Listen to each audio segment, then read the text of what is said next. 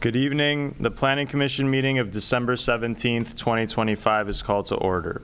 The Planning Commission meeting is being broadcast live on Glendale TV, viewable on Spectrum Cable, Channel 6, and AT&T UVerse, Channel 99. Meetings are also streamed live in high definition on the city's webpage, glendaleca.gov/live, on youtube.com/myglendale, and on Apple TV, Roku, and Amazon Fire devices using a free app called Cablecast and choosing Glendale TV from the menu. Meetings are also archived on the city website for viewing anytime at glendaleca.gov/agendas. For public comment and questions during the meeting, please call 818-937-8100. City staff will be submitting the questions and comments in real time to the appropriate person. Current Planning Commission agendas are available by visiting our website at www.glendaleca.gov. Can we have roll call, please? Commissioner Fuentes is absent. Commissioner Malikian? Present. Commissioner Present. Manassian? Here. Commissioner Nazarian? Here. And Chair Chirafchian. Here. Can we have the report regarding posting of the agenda, please? The agenda for the December 7th, 2025 regular meeting of the Glendale Planning Commission was posted on December 10th, 2025 on the bulletin board outside City Hall. Thank you. And next we have approval of minutes. Do we have a motion? So moved. So moved. Thank you. Do we have any oral communications today? We do not, and I do not believe we have any callers either. Okay. Do we have any board or commission member comments? None at this time. Do we have any, I have a review calendar. Is that a new order of item? I think you can just move on to old business and then new business. Okay. I don't see that we have any old business, so that just brings us to new business, and I believe we have a staff presentation.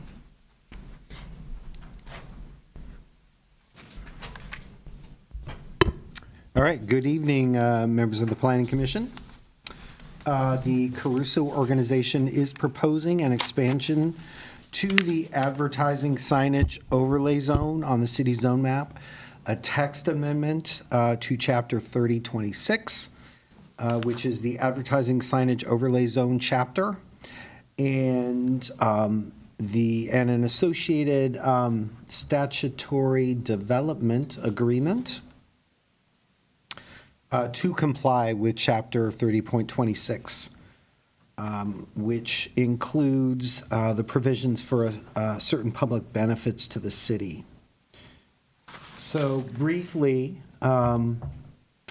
outlined in red is the area of the city that currently is included in the ASOZ zone. It is basically the Glendale Galleria and the Americana brand commercial retail centers. Outlined in red, the area outlined in green is the area of expansion that Caruso is hoping to place the ASOZ overlay zone under. Addresses are 230 to 238 South Brand Boulevard, which is the Masonic Temple building, the property on which the Masonic Temple building is located, and then properties to the north and south of it. And again, that area is outlined in green on this slide. And this is a street view of basically the area that they're hoping to place the ASOZ overlay on. The Masonic Temple is in the center, and then the two lower scale buildings on either side. So stepping back in time to give you some background, in September 2009, the Glendale Galleria and the Americana brand jointly submitted a zone change application to establish an advertising signage overlay zone, which is what we shorthand call the ASOZ zone, and place it over both developments. In March of 2010, Chapter 30.26 was added to the city's zoning code, which established the ASOZ and then amended the city's zoning map by placing the ASOZ designation on both the Galleria and the town center districts of the downtown specific plan. And that was the map I just showed you. Then in August of 2013, the city council amended the ASOZ sign regulations to allow non-accessory and animated signs, and then to also expand the types of signs allowed in the ASOZ. So as part of these revisions, Chapter 30.26 was amended to condition the approval of an ASOZ or an amendment to the ASOZ which increased or permitted new or additional or different signs. When that occurred, approval of a development agreement was also required. So that's why in the present case, you're looking at a zone map change, a zone text change, and a development agreement.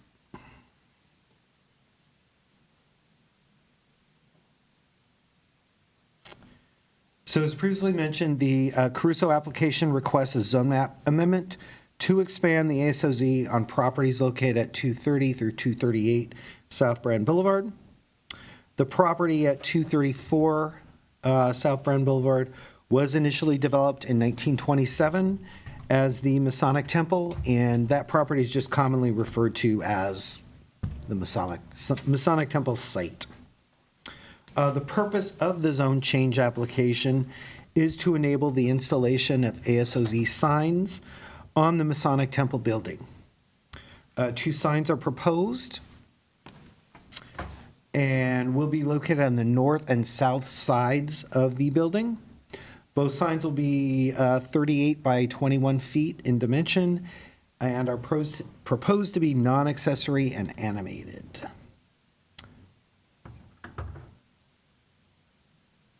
So this is kind of a bird's eye view of the site on which they're proposing to expand the ASOZ.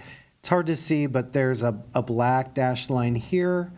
That's the extent of the overlay zone. The Masonic Temple building is outlined in blue, and then the thick red lines are where the signs are proposed. This is oriented a little differently, but basically it says the same thing as the previous slide. So this is the elevation of the proposed north side of the Masonic Temple building. You see the proposed sign located right here with some dimensions. And then here is sort of a mock-up of what the sign will look like on the north elevation here.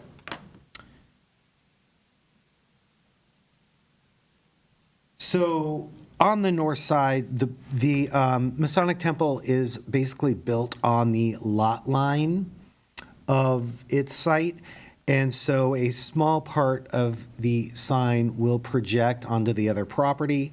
This property to the north is 230 South Brand, I'm sorry. Let's move on to the south side sign. These are elevations of the south side of the building.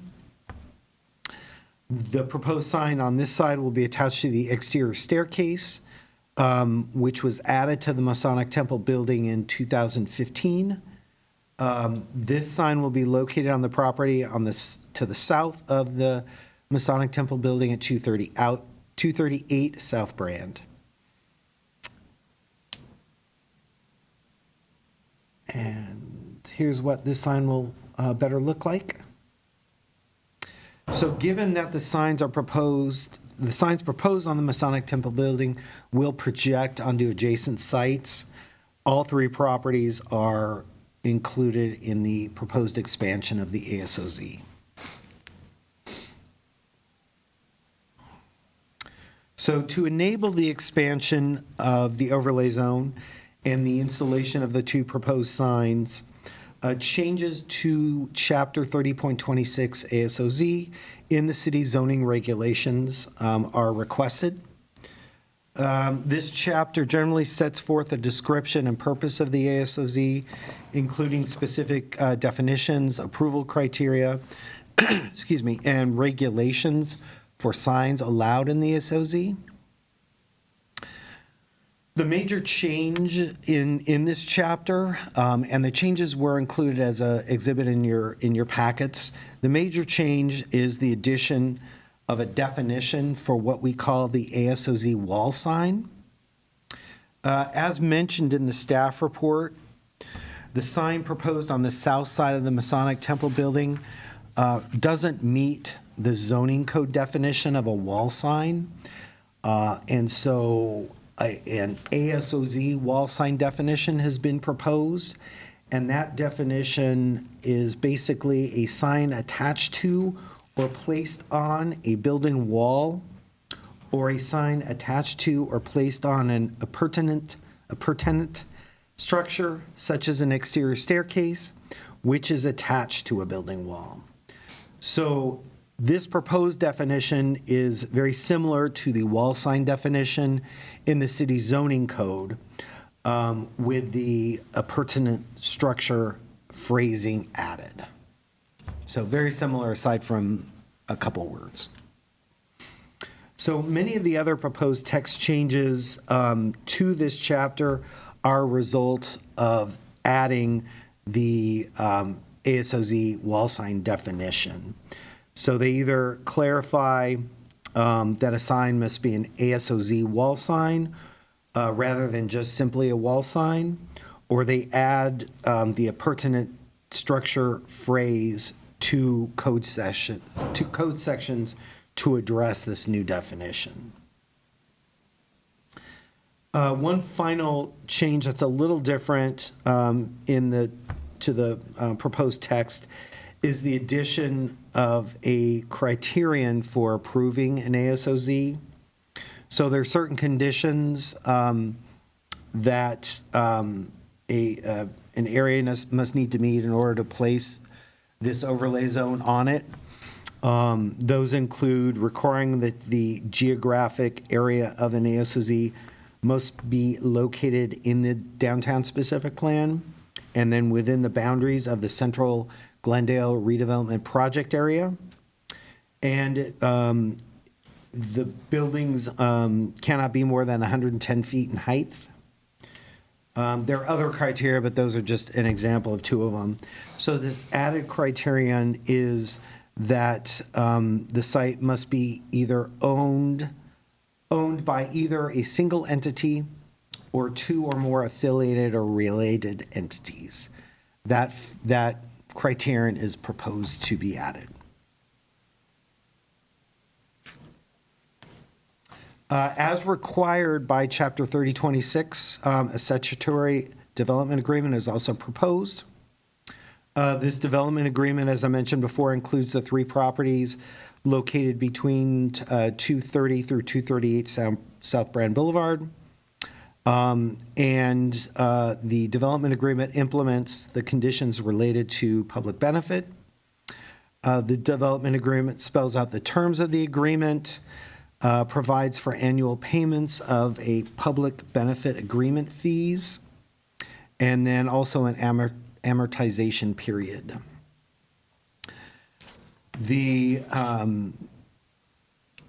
These facets of the development agreement are the same as the previous development agreement developed or negotiated between the city and originally the Glendale Galleria as well as the Americana brand. So they're the same. Staff is supportive of the zone map amendment, the zone text amendment, and the development agreement.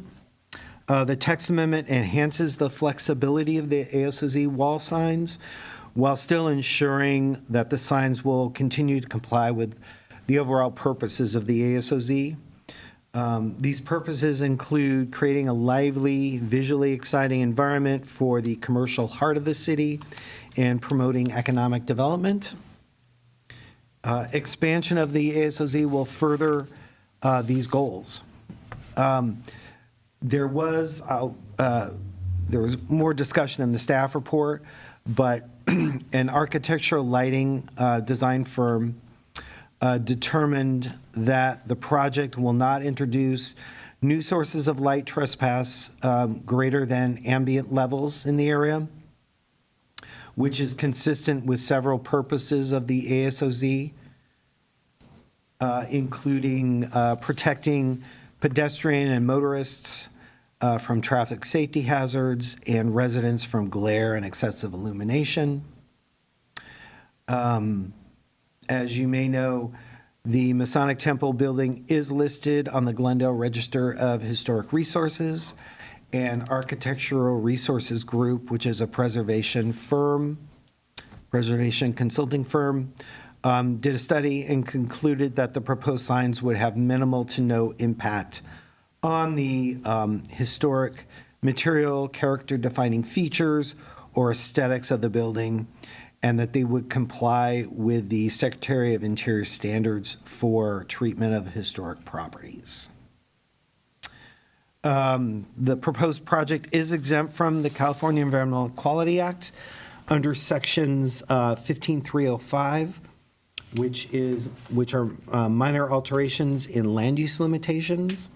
Section 15303, new construction or conversion of small structures, and also Section 15331, which is historical resources restoration or rehabilitation, to the extent that it applies to work on historic resources such as the Masonic Temple building in a manner consistent with the Secretary of Interior standards.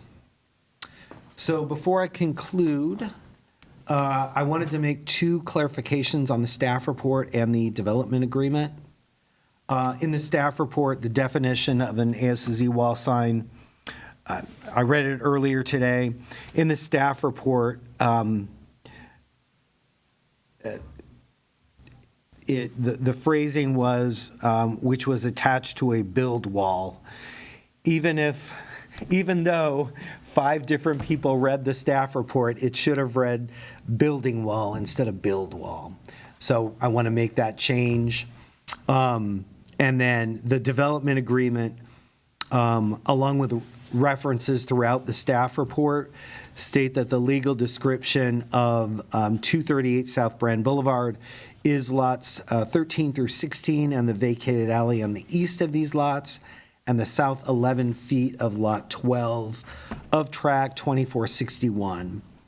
This description should have also included lot 17, exclusive of streets, which was inadvertently left off and which will be included in the revised development agreement and updated on the city council report. So with that, staff recommends that the Planning Commission recommend to City Council adoption of the zone map change, the text amendment, and the development agreement. That concludes my presentation. Thank you very much. Do any of the commissioners have questions for staff at this time? I do. Go ahead, Commissioner. Thank you for the presentation. It cleared up quite a bit of my questions, but I still have a couple. First question, and I'm glad that you mentioned about the property to the north. It seems like it's projecting about 14 inches over the adjacent property.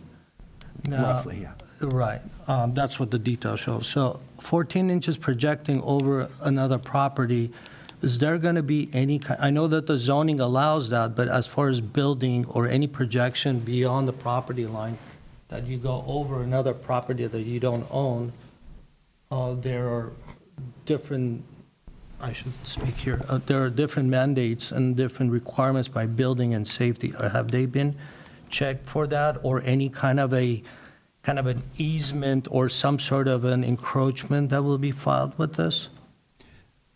There'll Or required- probably be an easement. That's probably something that you can ask the applicant about. Okay.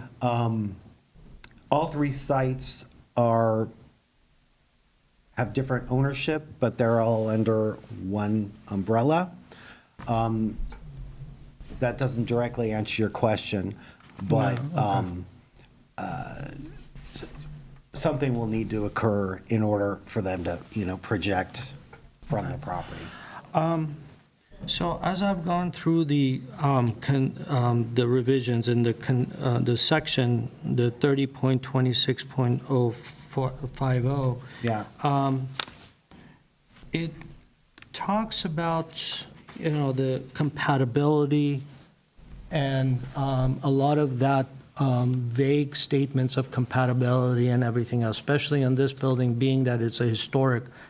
Has this been proposed to HPC or any way possible that they're going to be inputting into this, being that it is getting attached to a very modern attachment, as the stair was brought in front of the HPC, and now this is another element that literally covers the stairs that they had reviewed.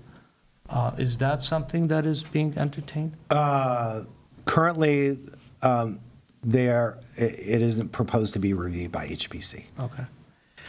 And then, was there any reason in particular, because every condition down past this section, when we're talking about banner signs or ground signs, there are very specific maximum sizes of signs that are stated in the conditions. Whereas on this one, there's like open-ended, is basically is designed for what is being proposed. So all the writing is essentially designed and written for that it gets attached to a staircase or a wall, but there's no specific signage. So if anybody else, Galleria, it seems like it's only in this area, Galleria comes back and proposes 100-foot wide, and, is that going to be okay with this? Or, do we want to? Sure. This zone change is a little different from most in that not only does the zone change encompass placing an overlay zone on specific property, but it also includes locating the signs on the building specifically where, let me just go back, specifically where they're shown on the plans, at the sizes they are shown, at the locations they are shown. That is actually part of the zone map amendment. Right. So, for instance, if this applicant wanted to come back and place a sign at this location, they would need to come back as part of a zone map change and identify a sign of a particular size at that location. Okay. So, in your example,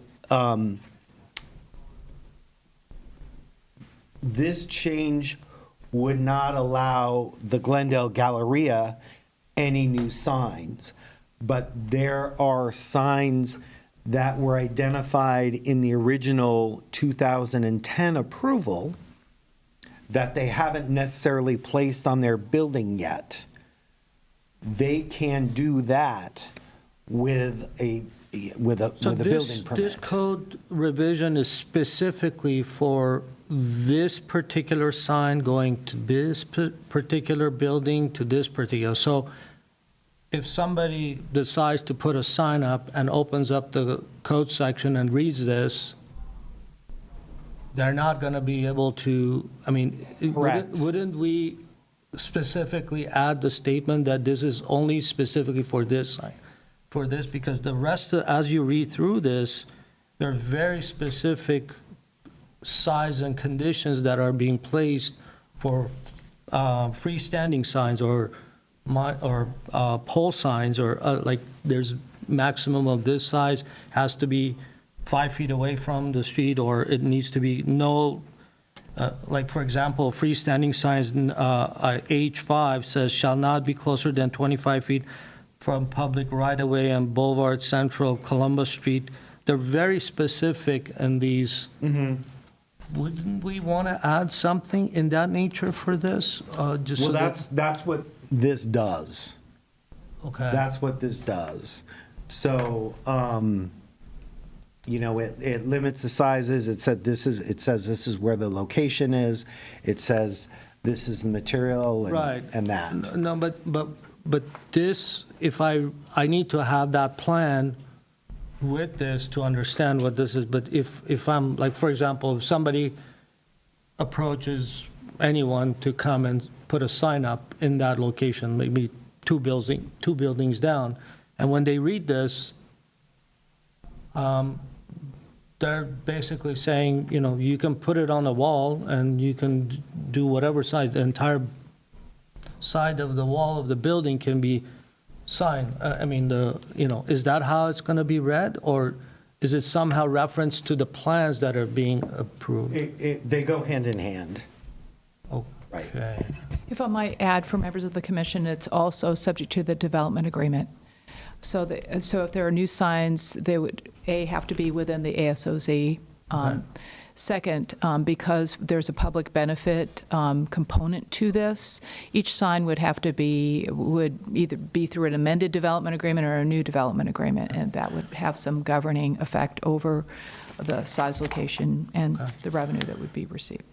Okay, and then my last question, it pertains to the light spill or the light pollution that I call it, and I've been introduced to that many times before in various different projects. So I know that, you know, when you have let's say you apply for a CUP or something else, or, you know, a CUP for a bar or an event, that you have a certain time limit just to assess, make sure that everything is going as it planned, and so that you have an expiration and you have to come back and revisit and so forth. The lighting for this, it says that it's going to be automatically censored, and because we have residents right across the street, residential units across the street, it's not that all commercial all around, because you have people residing there. And so how do we control the lighting? Who controls that? Do we have to get complaints from the residents to lower the lighting? Is there somehow the city is going to monitor this, or is there a limit? Because there's a very open-ended kind of, you know, would we want to put in a condition that we come back in a year just to revisit? Is that something that we can do, or? We have the ability to require additional lighting studies. So the lighting study is based on all the reports that it's going to go in, but it's not the actual on-site, you know, functioning, you know, whatever. You know, you have images that are going to come in with all white background. Let's say it'll be brighter than if it's a black. So I'm just more concerned about the neighbors across the street. So that's the only thing. Thank you for that question. If I could address that as well, members of the commission. Commissioner Malikian, as part of the ordinance, existing ASOZ section, it's in 3026-050, regulations for signs allowed within the ASOZ. It's subsection D5. That talks about the maximum brightness level shall not exceed the ambient light levels, which Roger already indicated. It also says that the director may require a lighting study, field measurements, or other satisfactory method to verify compliance with this requirement. So typically, our code enforcement does proceed on a complaint-driven basis. However, there's the residents that are across the street are part of the Caruso complex as well. I think that they have an inherent interest in ensuring that they aren't receiving complaints from the owners within the condominium building or the tenants within the rental structures. But so they are subject to ensuring that those ambient light levels are carefully adjusted so they don't cause that lighting spillover that we're concerned about. Okay, all right, thank you. Yep. Thank you. Commissioner Manassian? Yes, I have two-part question. The first part is the signage, the compensation that is came up with the numbers. And the second, since this is kind of going to be like not part of the Crusoe Americana, I'm sorry, if there is no advertising there, is the city going to get anything, or they're not going to get anything, since there's not going to be any money generated from the signage? If the signage is dark, nobody's advertising there, what's going to happen then? Well, do you want me to speak to it? Sure. So it is based on the gross revenue, a percentage of that within a public benefit year. And the development agreement it's the same model that was previously negotiated with both the Americana and the Galleria. So after the amortization period, we'll be getting 15% of that gross revenue.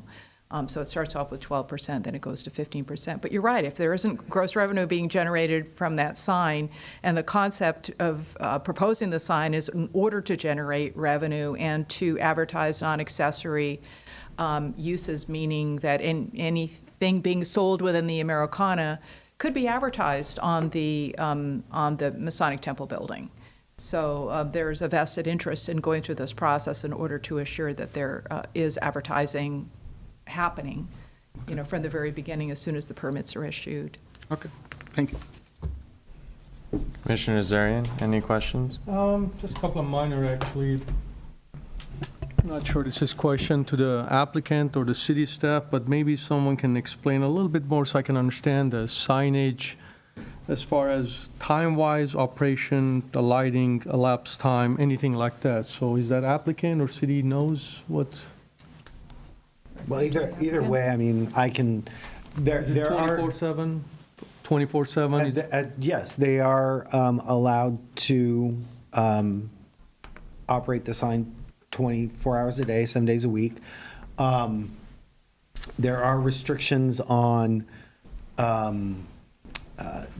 the number of times and the change of image.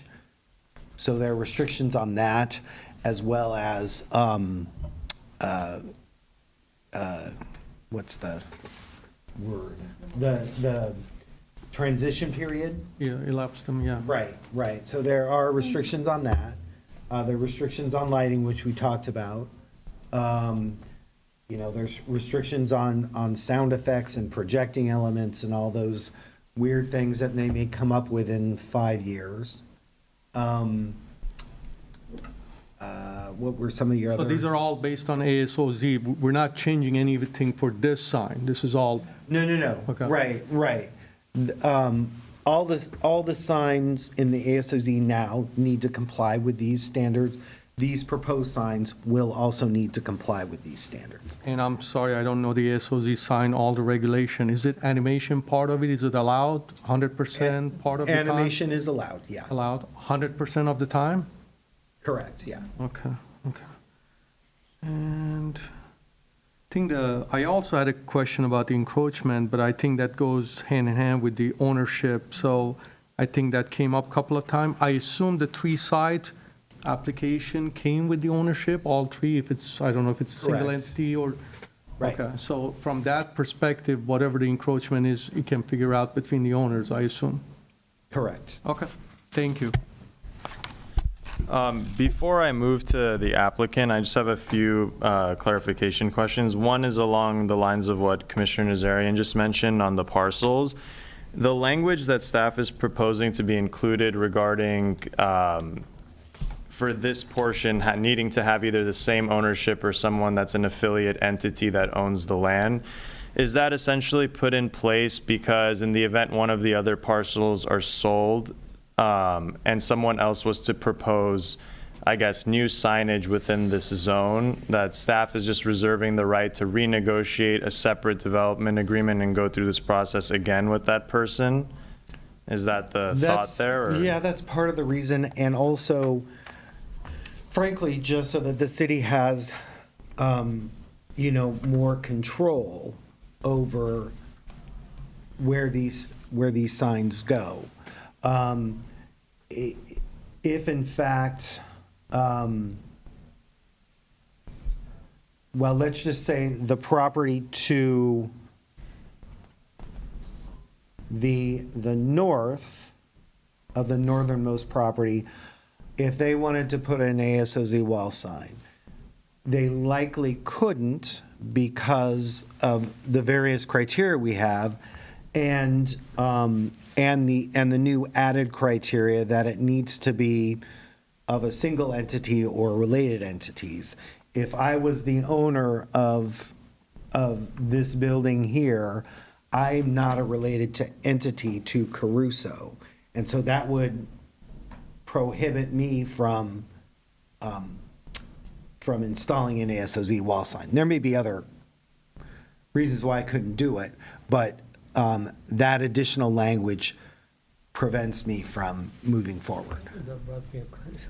So is the ASOZ overlay zone specific to Americana and no one else can come ask for that overlay?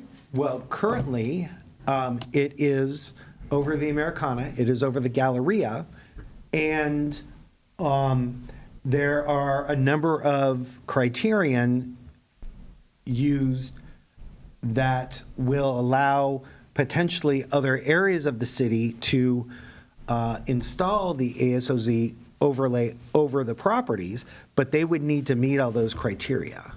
Totally understood, I agree with that, but that's what I was asking, that it's not specific to this site. Other part of the city could apply for the same overlay. Correct. If approved, they can get it. Correct. Okay. And but they would need to meet the specific criteria. Sure. Go through the same Sure. process. Correct. So, I guess my other question is, if they were to come at a later date and propose additional signage within the same zone on one of the other parcels, maybe the southernmost parcel that's just a restaurant right now, they would not need to get a new development agreement. The development agreement would just be aligned with what they're getting right now? Is They that- would need a new development agreement, and they they would would. need a new zone change, a new zone map amendment.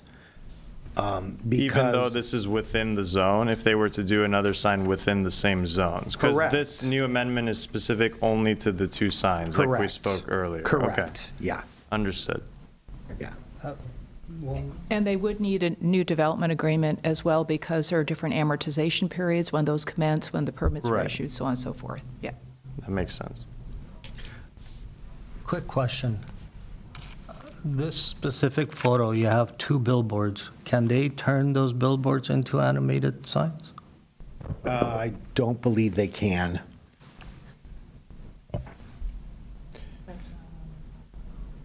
I think generic, your question was It's just a very generic. generic. Yeah. What I'm it's- concerned those about are is turning this different- into a Sunset Boulevard, so. Right, those are different, totally different regulation. Okay. One of the unique things about ASOZ signs is that they can be animated. There are very few other types of signs in the city that can be animated. A billboard like this is not one of them. Got it. Thank you. Okay, thank you, everyone. With that, I'd like to go to our speaking cards. I have one card here from the applicant, I believe. If you could just state your name, and you'll have, I believe, 5 minutes or 15 minutes? Good evening. Okay, go Good ahead. evening, members of the commission. It's great to be here with you tonight. My name is Chris Robertson. I'm Senior Vice President of Planning and Development with Caruso. I'd like to start by thanking staff for their presentation and report. They did a great job of providing an overview of the request that's before you tonight. I think the thing that I would add is that it's been about 10 years now since we worked closely with the city and the community to restore and revitalize the Masonic Temple to its current conditions. It's a project that we're incredibly proud of, and we remain deeply committed to maintaining this important historic structure. I think the benefit, of course, is that the revenue from the signage will help us to offset the the cost that goes into upkeeping and maintaining a structure that's nearly 100 years old, and at the same time provide the city with a steady source of revenue that it can use at its discretion. So it's really a win-win. I think we sort of talked about some of the questions that the commission had earlier, but the DA does have language talking about the use across the properties. We do have an easement on the property to the south already. Moving forward, we'll likely establish a new easement for the property to the north, or a use agreement, something of that sort. We don't have any plans for future signage on the two adjacent properties. The only reason the boundary was expanded to include those is because the sign projects beyond the building because it's a zero lot line. And then I think the specificity of the language that you alluded to earlier, Commissioner, was in relation to the kiosk that we added a couple of years ago. And that was mainly because we weren't entirely sure where the kiosk would end up going. We needed a little bit of flexibility, whereas the building's there, it's not moving. So I think that sort of sums up my comments. We really appreciate the time. We look forward to moving forward as quickly as possible. And if you have any other questions, I'm happy to try to answer them. Thank you. Thank you. Any questions? Thank you. Thank you very much. So at this point, I think we can open for deliberation. If anyone wants to either make a motion or start with their comments, happy to hear them. I don't have any comment. I'm ready to make a motion unless someone else has a comment. I'm fine. Staff answered all my questions, so I'm good to go. Okay. I guess I'll make the motion. Yes, Do we have a second? Who made the motion? I did. We have no callers either. Thank you. I'll second. Okay. Roll call vote, Commissioner Malikian, Yes. Commissioner Manassian, Yes. Commissioner Nazarian, Yes. and Chair Tarakjian. Yes.